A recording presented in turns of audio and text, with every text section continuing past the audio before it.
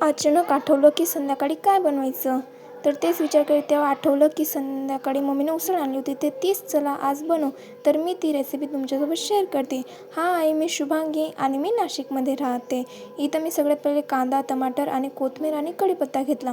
त्याच्यानंतर मी फ्रीजमधून उसळ काढून घेतली, कारण की ती थंडी होती. तिला गरम करण्यासाठी थोडीशी ती नॉर्मल होईल त्याच्यासाठी मी तिला वरती काढ. त्याच्यानंतर मी इथं कांदा आणि टमाटा कापून घेतला. कढईमध्ये तेल तापायला ठेवलं, तोपर्यंत मी कोथिंबीर चिरून घेतली.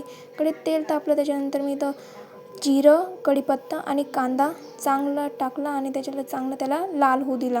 लाल होतो तोपर्यंत मी त्याला मिक्स करत गेली.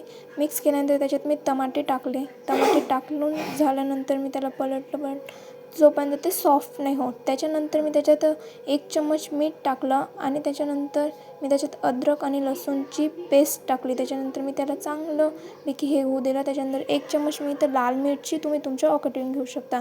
त्याच्यानंतर थोडीशी हळद, धनिया पावडर घेतलं मी इथं 1 चम्मच आणि थोडासा गरम मसाला नॉर्मल जेवढा तुम्ही घेऊ शकता तेवढा. त्याच्यानंतर इथं चांगलं त्याला मिक्स करायचं आणि राहू द्यायचं. त्याच्यानंतर त्याच्यात उसळ टाकायची धुवून टाकल्यानंतर तिला चांगली मिक्स करायची जोपर्यंत ते जितकं पण हळद आणि ते ना ते त्याच्यामध्ये जात नाही तोपर्यंत, आणि 5 मिनटं तिला राहू द्यायची. त्याच्यानंतर मी थोडंसं माझ्या औकातीने पाणी टाकते, तुम्ही तुमच्या हिशोबाने टाकू शकता. पाणी टाकल्यानंतर मस्तपैकी बघा किती छान आणि झणझणीत दिसते.